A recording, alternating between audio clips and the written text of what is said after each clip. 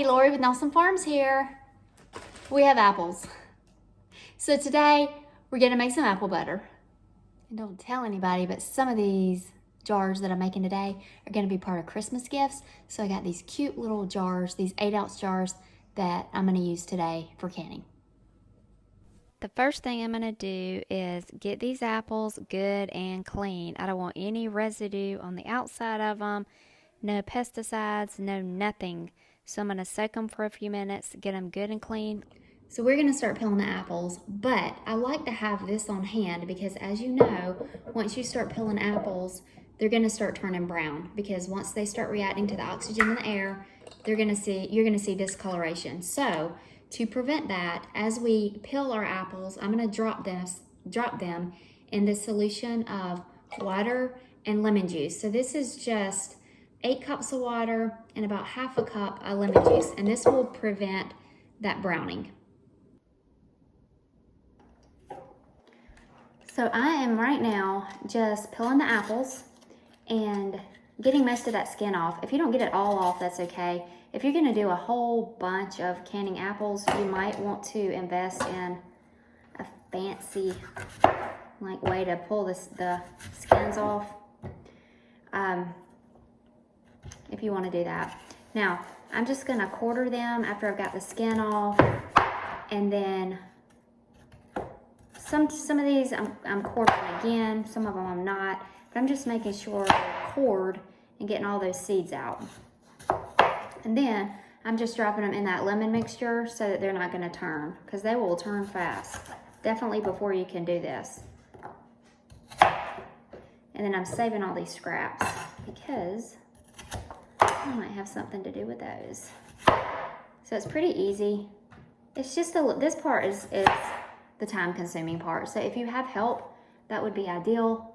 Typically I do have help, but my kids are actually doing their other schoolwork right now. So I was just gonna get ahead of the game and go ahead and get this done while they're working on math and stuff. So the apples are all peeled, and all I'm gonna do now is give them a quick rinse because they were in that lemon mixture, and then put them in this big stainless steel pot. So what I'm making is actually apple cider, apple butter. So I'm gonna add some actual apple cider to my apples. I'm gonna add between 2 and 3 cups and see how that does.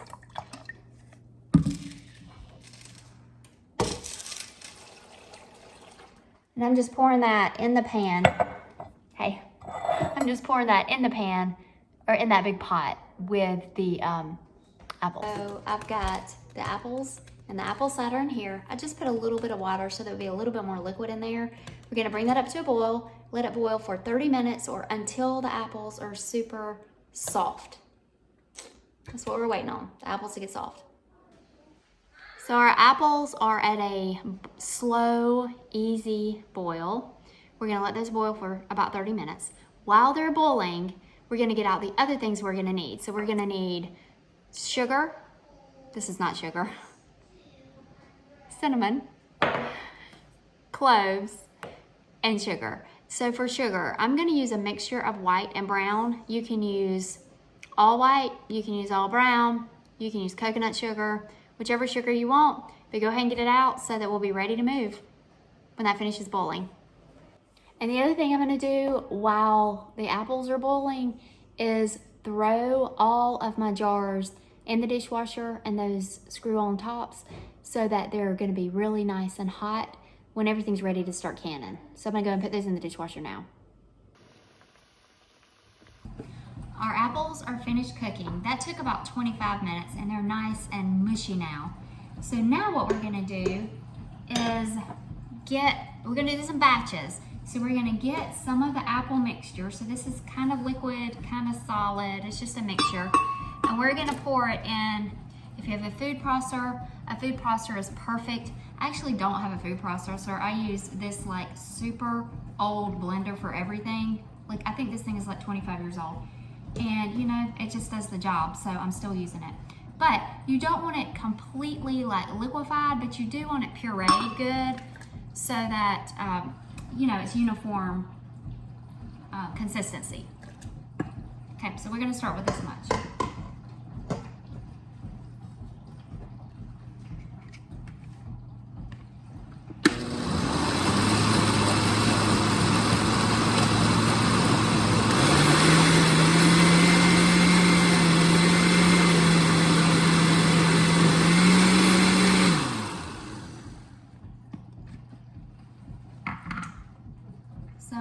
gonna check the consistency here. So that's pretty, bro, that's pretty uniform. So the recipe I have calls for 12 cups of this. So I'm gonna measure it as I pour it in this other stainless steel pan. I'm gonna actually use this big, huge Pyrex measuring glass bowl for this. Normally I wouldn't because I don't like to use big, huge like measuring bowls. But for this, estimating is really okay. So I'm gonna use this and estimate. So out of that first little batch, that was about 2, maybe 2.5 cups. So let's keep going.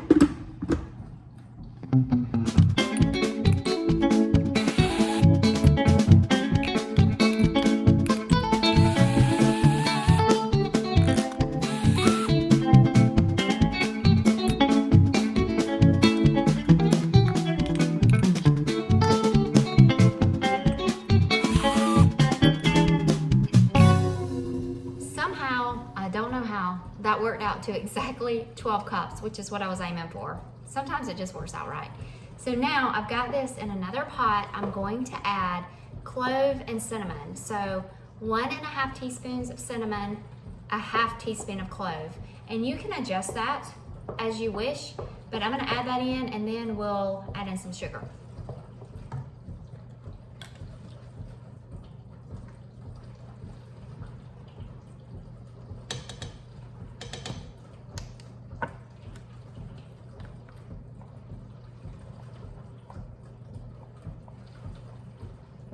We don't get too picky about measurements. About 1.5 is what we're going for.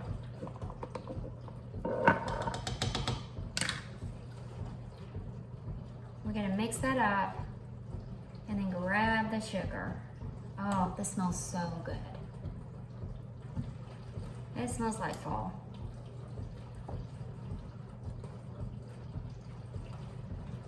Let me show you what that looks like.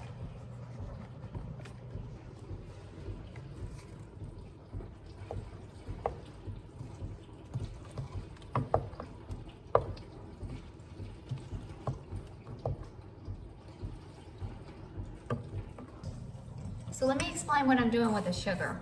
I like to use a mixture of brown sugar and white sugar. So this recipe calls for 3 total cups of sugar, but I only start with 2 because depending on how naturally sweet the apples are, we might not need 3 cups of sugar. So I have 1 cup of brown sugar and 1 cup of white sugar in here mixed together, and that's what I'm gonna start with. We're gonna add it, we're gonna turn this eye on, let this get up to boiling, the sugar's gonna dissolve, and then I'm gonna taste it, and I'm gonna see if I feel like we need that other cup of sugar, and if we do, I'll put it in, and if we don't, we'll just let her boil.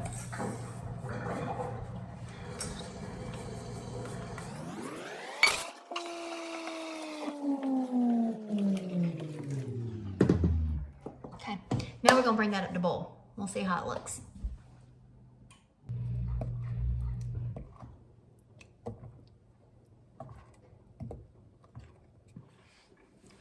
So when you feel like your apple butter is the right consistency and you're ready to test it, what you need to do is get you a plate that you have put in the freezer. And let me turn this down. So it's a really cold plate. This has been in the freezer for about 30 minutes. And then just get you a little bit of your apple butter on there and see what happens. If it's super runny at this point, it's not ready. Do you see how that's kind of staying in place? It's ready. So my apple butter is ready. Now I'm gonna taste it and make sure the sugar was right.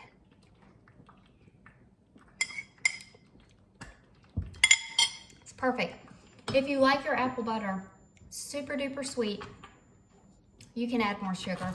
But again, that's something, it's really just a preference. I like the amount of cinnamon, I like the amount of clove. I think that's perfect. I'm gonna leave it as is. And we are ready to can.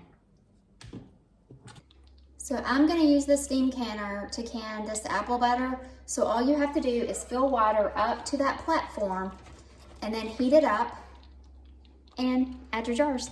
That easy.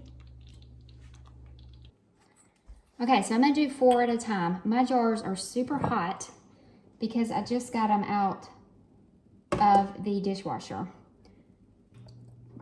So we wanna leave, I like to leave about a 1-inch headspace with these. So if you're eyeballing it, it's really to the bottom of this. Okay, so I'm gonna just go ahead and fill up 4 of these and then work like that. These little jars are actually pretty easy to work with.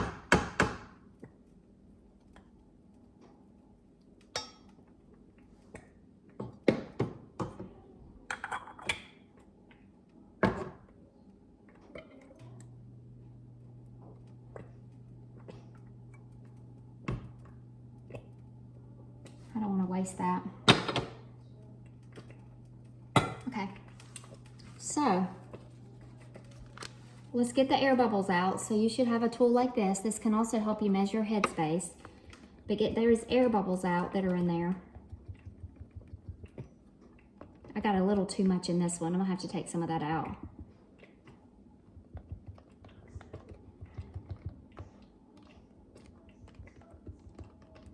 And then don't forget, you can measure the headspace like this if you want to. If you're more comfortable that way, that's fine.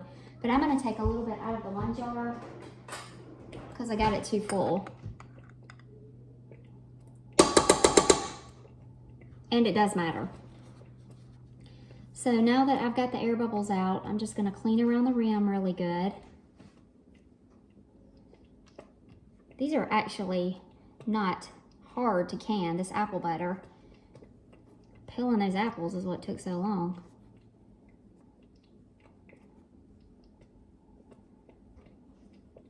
There. So now I've got my hot lids.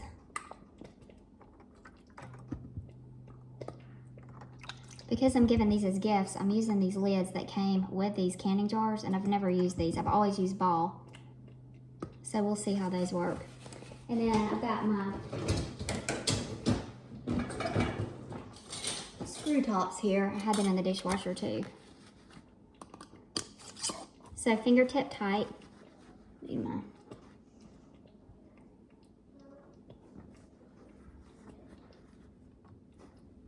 one.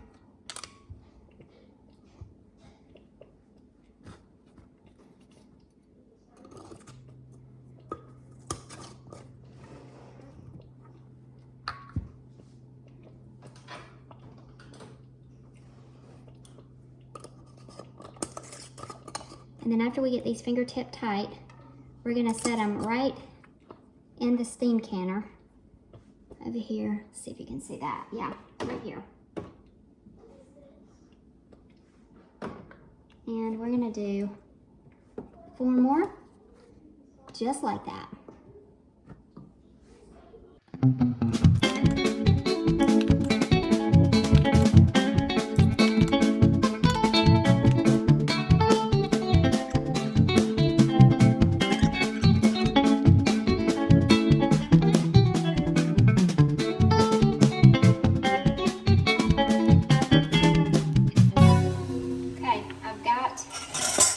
Steam canner ready to go, and I'm just going to put on the lid and then let it heat up, and then I'll start the timer. So again, the zone that you're in will determine where you need to be on this scale here. So we're in zone 1, so when the red indicator gets over here to this dark green area right there, that's when I'm going to start the timer for 10 minutes to process these. But make sure you check your zone so that you're doing it correctly for where you live. If you have any left over, just throw that in a jar, put a lid on it, pop it in the fridge, and just eat it within a couple of weeks. And there you go.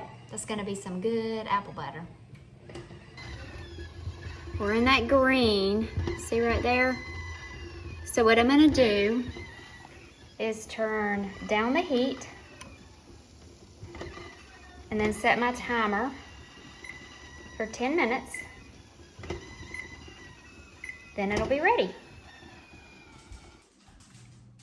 10 minutes is up. I'm turning the eye off. I'm gonna open this carefully.